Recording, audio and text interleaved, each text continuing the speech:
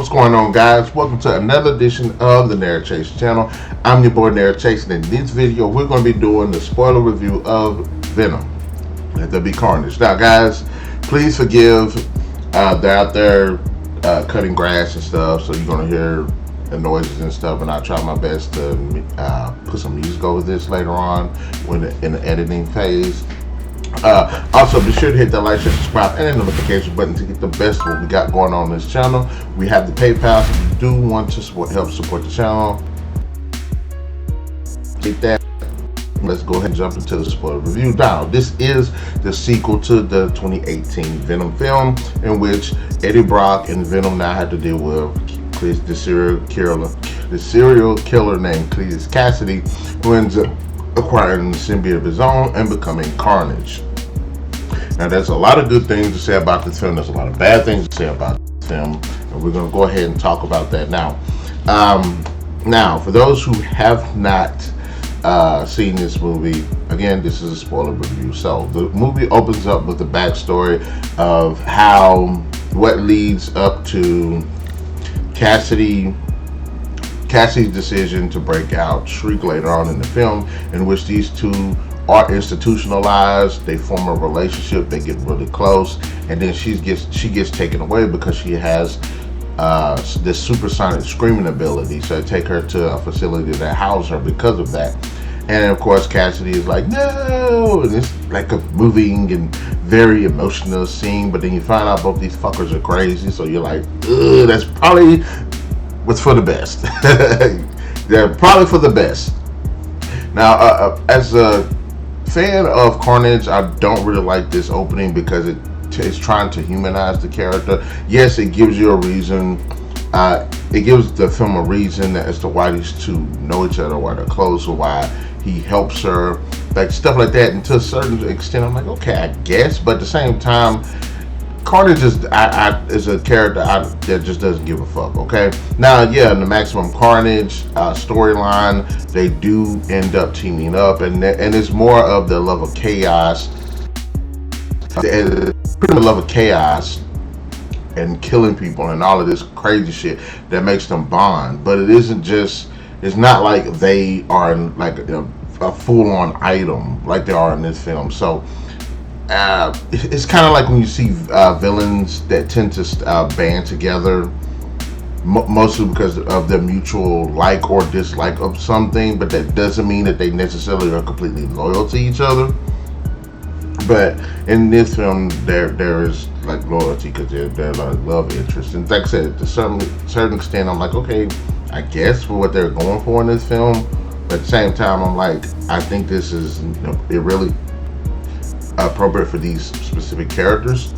But I'm like, okay, and she gets taken off to Ravencroft, which is, for some reason, I kept wanting to say Ravenclaw. I'm like, no, this isn't Harry Potter. You know what I'm saying? This ain't Harry Potter. Hufflepuff and all of that great stuff. But Ravencroft Institute is basically Arkham Asylum. It's for crazy folks. And some typically have powers, but which Arkham itself doesn't really make sense. You got an insane asylum for crazy people. I get it, but why crazy people with superpowers that knowingly go out there and just kill people? I mean, I guess they got compulsions and stuff to do it, and each villain tends to have reasons why they do it. But I'm like, that doesn't really necessarily make them crazy. They just make them they just don't give a fuck. But okay, to each their own. But that opening scene is something I think is cool, but at the same time, I think it's not really cool. So I'm on the fence about that opening sequence. So Brock ends up coming to talk to Cassidy, who's locked up in jail because he's a serial killer and he's killed a lot of people. One of the things that's kind of keeping him alive, because he was on death row, is because they don't know where he hid the bodies. And of course, he's playing that game of he's not really saying anything, and that is stopping him from going to death row. So he ends up talking to Eddie Brock, offers him a deal, tell you my life story, and you can publish it. But he also says this certain line that he wants Eddie to put in the papers. That line is something that, Shriek, Francis Barrison, what she knows that line. She knows that line. It's like something between them, and then she ends up reading it. So she's like, yeah, you know, in a paper, which is kind of cool because she actually gets the paper. But anyways, I'll say this too. Naomie Harris plays Shriek completely hot. I would hook up with Naomie Harris in a hot second. That woman is like a dream item of mine. She's beautiful. She's talented. And you know what I'm saying, the first date I can get with her, I'm going to go get. I'm trying to hook up. I am trying to hook up. And I really, really like her in this film. And going back to what I said in my review, she does remind me of Tia Dalma in this film. I wish they could have did something different with the look, but all I could see was, I thought she was just going to turn into Calypso and start kicking ass. But she's beautiful in this movie. I mean, she's beautiful in damn near everything she's in. Even when she was playing a damn crackhead in Moonlight, she was fine. But so that was pretty cool. That was an interesting moment where he's going to leave. There's a room next to Cassidy's cage, his visiting cell or whatever. I guess it's his room. And in the room, he's carved up the walls with all these different messages, pictures, and all of this stuff. And there's this one. Then Venom pushes Eddie to go to this room. So they go, and you know, while they're looking around and stuff, it's not like Eddie is like recording what he sees or anything, because it's not. But Venom is. Apparently, he can soak up all of this information, and Venom ends up utilizing that information to crack where the bodies are. Find out where the bodies are. Eddie ends up publishing this, and they put Cassidy on death row, which pisses him off. I'm like, that part was kind of funny. That part was kind of funny because he was like, he got pissed. I was like, yep, tables got turned on you, buddy. But I will say this. I think that was kind of a weird scene because they're in an area where he has a visiting cell, and his room happens to be right there on the side, and the door was open and stuff like that. And I'm like, don't the visiting cell usually be like in a different area of the facility? So it just happened to him, just happened to be in the visiting cell. The door happened to be open to his room. Cassidy happened to put all this stuff on him. I did think that was a little bit weird, but I was like, okay, they're just trying to. It felt like a bit convenient. Now I haven't been to prison, so I don't know exactly how it's set up, or if it's set up like that. But it kind of felt a little weird how that sequence. Like, if you think about it, it's like, okay, what if that door wasn't closed? What if that room wasn't there? You know, what if? And this is why I say Eddie's kind of a shitty journalist in this film. He's kind of a shitty journalist in the other one as well, to be perfectly honest. But in this film, you would think that he would figure out, like Cassidy is sprinkling these clues throughout his story. You think Eddie would figure out the location of the bodies and stuff by utilizing those clues. He doesn't. This fact that they went into this room is how Venom figures it out, because Venom is the one that's kind of being proactive in the film. So I thought that could have been worked out better, and it kind of would have given a little bit more credence to Eddie as a journalist and as a character. Because one of the issues I kind of have with Eddie in these films is he really doesn't do shit. Honestly, he's just simply there. I mean, yeah, he gets a scoop and he kind of runs with it. But what kind of hobbies does this guy got? You know, what kind of friends does he have? You know, and in this film, he's kind of just there. Even though things are kind of happening around him, he's just kind of like there. It's not like he's trying to do stuff with his life. Really, the only proactive thing he does is kind of go after Venom to fight Carnage. But even then, it's not like he says, well, Venom is right, let me straighten my shit up and everything, and let's work this out. It's more of, Cassidy is going to come kill me, I need Venom. So that's a bit of issue I have with Eddie Brock's character. And throughout the film, these two are constantly bickering back and forth. And in the first film, like I said before, it's cute seeing them because they're learning to bond together. And in this film, they are bonded together. So it would have been nice to actually see them be a more cohesive. Yes, have the banter here and there. And I understand it's a situation from both sides. Eddie just wants to stay off the grid and everything, while Venom just kind of wants to stretch his legs out. And both sides have compelling arguments, but it feels like Eddie's a little bit too clean cut of a character. He doesn't want to have he wants to be like perfect, doesn't want to have bad, like, I don't like characters that are overly perfect. I like people that are flawed. I like people that make sometimes bad decisions, but not all, you know what I'm saying? So it's like Venom is over here stopping somebody from getting killed. Eddie would be the one to be like, whoa, don't kill the killer. And I'm like, no, just, y'all let him have it. He stopped the killer, you know what I'm saying? It's kind of a bad move, but just do it, you know? But a lot of the humor comes from it, but at the same time, a lot of the frustration with the movie comes from it.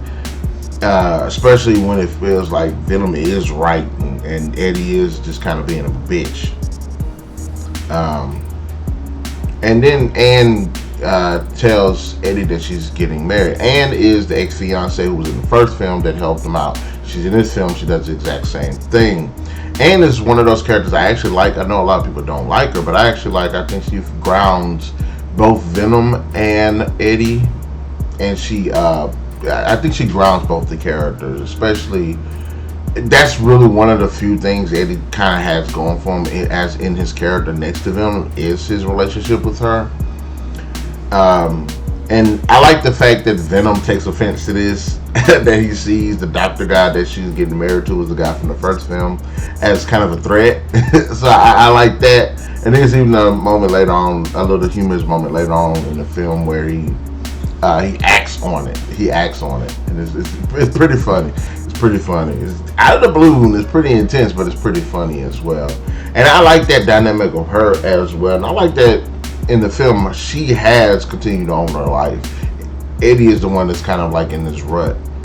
But anyways, because Cassidy, because Eddie ended up, telling everybody, releasing the information of where these bodies are that Cassidy is put away. Cassidy is now on death row, demands to see Eddie one more time, because he's like, well, if you don't want to sign me, got me is going to get me killed, so you might as well be here. It's your fault, so you might as well watch what you did. So I'm like, okay, cool. They're talking, and of course we know at this moment Cassidy is going to bite Eddie, get some of his blood in his system, ingest some of his blood. This is how he gets Carnage. And I was interested to see how they're actually going to make this happen in the film. And honestly, they kind of do it in this dumb way. In the film, Cassidy is making fun and picking and just going off and talking about Eddie and trying to provoke Eddie. And next thing you know, Venom shoots out of his chest and starts attacking Cassidy. And then Cassidy ends up biting Eddie at that moment. And I was like, that's stupid. Why would Venom do that? And I get Venom's impulsive, but I don't understand why he would do that. I don't know. But that leads up to Cassidy biting Eddie, and that's how he gets the blood. And I'm like, they could have thought of a better way. I did not like the fact that he did that. Maybe if Eddie would have did like an outburst or something, I've been like, cool. But because he's kind of a shitty character, he just takes all of this. Even though there's like emotion in his face, and you can tell that there's a lot going on with what this guy's saying, I would have liked him to have did this, not Venom. So that's another thing that creates a big rift between him and Venom. But anyways, Brock ends up bouncing now, and Cassidy's put on death row. He's about to die. What happens? As he's getting lethally injected, he turns into Carnage. One of the best scenes in the film. It makes Carnage out to be a straight up badass. It looks like a fucking horror movie. Just how badass of a character he is. He's just going around killing people. The look, the feel. He feels like he just has weight to him. He feels like heavy. He's like menacing. He's destroying. He's destructive. Really cool scene. The only problem I had with it was I didn't like the fact that he was killing just the guards. I'm like, kill the inmates too. You Cletus Kasady, kill everybody. Everybody can get it. I wish he would have kind of went after the inmates as well. I mean, I guess he's just sowing seeds of chaos and everything. But at the same time, I would have liked to just seen him just like kill everybody. Everybody's, you got this power, just go, just say fuck it. You know what I'm saying? Which they really don't. Like I said, it was a pretty cool scene. But he even does this one thing where he swirls into a tornado and creates this weird suction. And I was like, why? Was that even a decision? I don't really understand what was the purpose of him doing that. I mean, the entire time he's killing all his guards and making his way to his prison, he's going after the warden. I was like, he could have just shot a tendril out and grabbed him. I mean, that's essentially what it did with the damn tornado. But the whole introduction of Carnage at this point is fucking badass. A hell of a lot better than Venom when he was first introduced. Hell of a lot better than, what was the first guy? I don't remember the first symbiote. What was his name? I don't fucking know. Anyways, it was a hell of a lot better introduction than those two. But that was a really good moment in the movie. And then the first thing, he's like, okay, well, we can do this. Cletus and Cassidy and Carnage are talking, and they're like, you know what? We can do this thing together, but I need you to help me break out my girlfriend. So, of course, he goes to Ravencroft, breaks her out. Really, him going into Ravencroft was bullshit. I was expecting him to do the exact same thing. Go in there, killing everybody, make his way to her. And it was just really lackluster. Honestly, I don't understand how the fuck he got in there. But, okay. He gets her out. And then all of these cops attack them. Come attack them. And Carnage, again, does a fucking badass thing. He's just wiping the floor with these damn guys. He's destructive. He doesn't give a fuck. Now, the scene, I don't understand this part, the scene where he does this whole thing where he lifts the car him and Shriek are in. And there's all this webbing stuff. Because he does it one other time in the film. And it doesn't make sense why he would do that. I'm like, why are you doing this? Y'all could just had a really cool like car chase while he's fucking up these cop cars, but instead you do this thing where your symbiote juices web up the area, lift up the car, and you're just stretching your arms out, slinging shit. And I felt like that was kind of wasted. That was like wasted. I'm like, I don't understand why the fuck you're doing that. But during that, they get attacked by a helicopter, and of course you get a really cool moment where you see Shriek scream. Unfortunately, this hurts Carnage. So Carnage gets pissed off that she does it. And another thing, and the issue that I have is, I'm like, well, wait a minute. You didn't know she could do that? I'm like, Cassidy knows she has the ability to do that. I'm quite sure you should know that. And I'm quite sure that, and I understand it's high pitched and stuff, but it wasn't directly hitting you. So, like, that's one of the problems I have with the film, because she has this ability. It happens to be his weakness. And like I said, when I was reading the comics, didn't finish them, but when I was reading the comics and stuff, she was able to scream and then not affect him. Not to say that he got hit directly with it, but he was on the side of her. I mean, shouldn't it really focus in the right where she's aiming at? I don't know. I didn't like that. Even though I did like what Carnage said, he was like, if she ever does that again, I'm gonna eat her face off. I did thought that was a pretty cool scene. But I wish they could have worked that out a little bit better. It's not even like Carnage has said, hey, she can do that? That's pretty cool. Just don't do it to me. You know what I'm saying? Like, it would have been better if there was like a line like that, but it was like, she can do that? Don't do that. Don't do that again. So, the destruction part, cool. That part, even it was really cool how she did it. She's like screaming while she's in the car. So she's like, ah, with her hands in the steering wheel and stuff. But I'm like, if it's that much of a damn issue, Carnage, go back into Cassidy's fucking body. Why stay out? At least go into his body, let her scream, then pop back out after the fact. It kind of makes sense. But to some extent, I'm like, well, he didn't know she was going to do it. So I don't know. I think it's a pretty cool.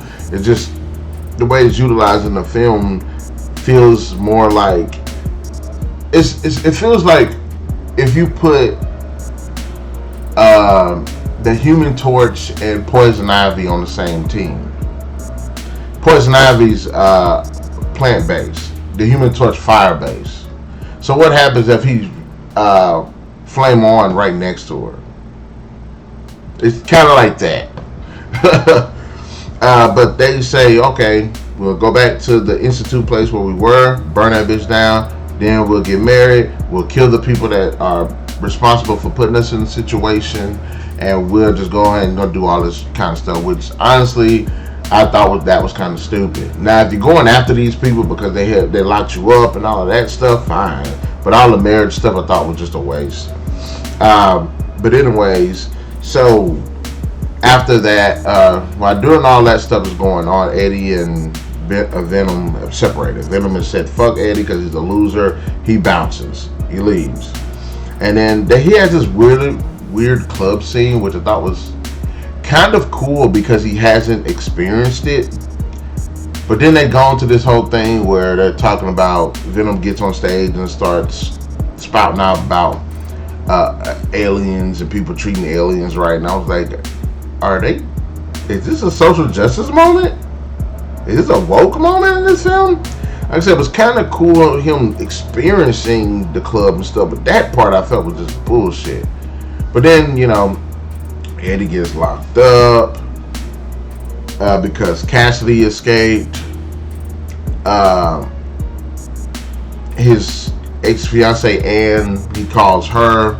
She goes, finds Venom through Miss Chen. Miss Chen is honestly one of the best fucking characters. I kind of like these stand-offish, kind of smart-ass, smart mouth side characters that sometimes actually can be pretty insightful. And as a supporting character, I think she's actually pretty fun.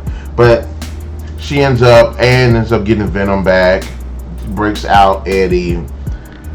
Then it just leads to just the big ass fight scene where Cassidy kidnapped the cop, the Shriek then kidnapped Anne. Eddie and Anne's fiance go to the church where they're having a big wedding at. And again, as Shriek, Naomie Harris is just fucking hot. And that little suit she had on was rocking. And I liked the way she talked. She had this like ee type voice. It surprised me when she started talking. I thought that was pretty cool. And then it goes to the big fight. Really there's not much of nothing to go on with the Shriek fight. I think it would have worked out a bit better if it was kind of like a cat and mouse game where she's got this screaming ability and he has the cop that she goes after, the cop that shoots her in the eye. So she's mad about that. And this cop happens to be the one that's really the main cop guy that's trying to work with Eddie throughout the film. So it would have been cool to kind of see like a cat and mouse game between them two, an extended cat and mouse game, where he's dealing with the situation with this hearing aid because she's screaming in his ear and fucked his ear up when they were younger. As well as kind of like with Anne and the doctor, like them have their moments, that cat and game mouse moment, while Venom and Eddie are fighting with Cassidy and Carnage. But that again, that was wasted. But the fight between Cassidy and Carnage was actually pretty cool. I'm fucking pissed that they didn't do the formulaic 2 fight, where the first fight they fight really cool, really intense, but Venom gets fucked up. He has to escape some kind of way with the help of somebody, probably Anne or the cop. Or there's and then later on they fight again. It's extensive, it's intense, it's straight up badass, and then he just barely manages to kill Cassidy. So, but even still, the fight was actually pretty cool. I kind of feel like the fight from the first movie might be a little bit better, but I'm not sure. I need to go back and rewatch that fight and then kind of contemplate on it. But because the first fight was actually pretty cool too, but this fight I felt like it could have been a bit more extensive, especially since Venom and Eddie have known each other longer, so their combat should be a bit more, I don't know, more practiced. It should be more of, you see what he can do and stuff like that. Whereas Cassidy just kind of got Venom, and a lot of kind of got his symbiote, and it's kind of like where you see, I mean, because his diversity of his abilities, making all of these different tendrils, making all of these different weapons and stuff, versus Venom's kind of combat experience, because he's actually fought longer as Venom than Carnage has. You know what I'm saying? But, you know what I'm saying? Still a really good fight. And then, of course, at the end, Shriek. This is a scene that I don't get. I don't understand what happens. Okay, this is what happens. Now, remember earlier I had said there was a scene where they were fighting cops. Shriek screams. Carnage gets pissed off because it hurts him. Well, she does it again to Venom in the film. Just as the fight starts, Carnage knocks her to the side and tells her to shut the hell up. And I'm like, how did that affect you? You were standing up behind her. But I guess it's a radio thing as well as a projectile thing. So I'm like, okay. Well, Carnage later on is going to kill Shriek because he starts to see her as a threat. So Cassidy tries to stop it. Venom helps stop it. So between the two, they stop Carnage from killing Shriek. So there's a moment where you're like, okay, Shriek is going to help Venom defeat Carnage. And you even they even look at each other, and you're like, okay, that's what they're going to do. And right when she gets ready to scream because she has Carnage's weakness, Venom knocks her into a fucking bell. And I was like, wait, what? I'm like, I get that it hurts you, but I was like, okay, I just jump out the fucking way and let her hit him because it hurts him. He literally like just knocks her into the fucking bell and she falls all the way down. Now when she screams again, it blows up the top area where they're at, and again it hurts both of them.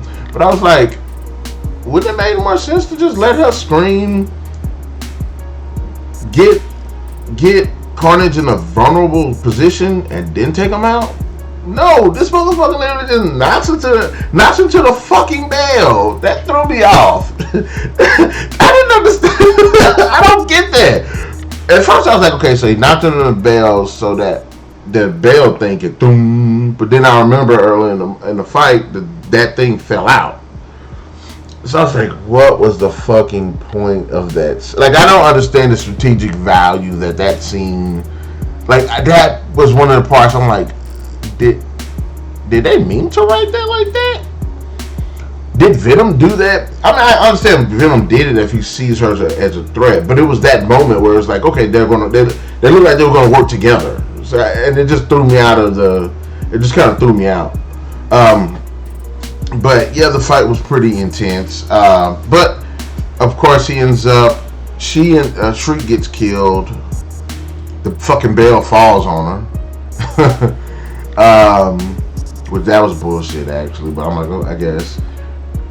Venom ends up defeating Cassidy, gets the symbiote, eats the son of a bitch, and then turns around and eats Cassidy's head off, bites Cassidy's heads off, and then they run off into the sunset because shit done went left and everything, and the doctor, everybody comes to a pretty good closing, a moment where Anne and Brock have respect for each other. Brock has respect for the doctor, and he's like, you know what, y'all deserve each other. And the doctor actually comes through because he actually helps in the fight. So that was one of the things that I did like about it. He actually does help in the fight. And when she gets free, she ends up helping as well. So that was actually pretty cool. But they actually congratulate each other, and everybody gets props. It's like, and take care of yourself, enjoy your marriage, and then they go off into the Bahamas to figure out what they're gonna do next. Well, I knew that this shit was coming. I knew it from a mile away, especially with everybody sitting here hyping up this fucking ending. Venom and Eddie are talking. Venom says there's a lot of shit in the universe you can't explain. Eddie says, all right, show me. And next thing you know, the world shifts around them. What the fuck happens? They're officially in the MCU now. You see a clip of Jonah Jameson telling the world Peter Parker is Spider-Man, which is the ending of No Way Far From Home. Or what the ending left off to Far From Home, and the beginning of No Way Home. So that is my spoiler. I was gonna say spoiler-free review, but I know that was my spoiler review. Again, there was a lot of stuff that I did like about this movie. There's a lot of missteps that happened in this movie. But guys, in the comment section below, let me know what was your favorite moment in this film, what you didn't like, what you did like. Also, be sure to hit that like, share, subscribe, and that notification button to get the best of what we got going on this channel. And we'll definitely catch you guys later.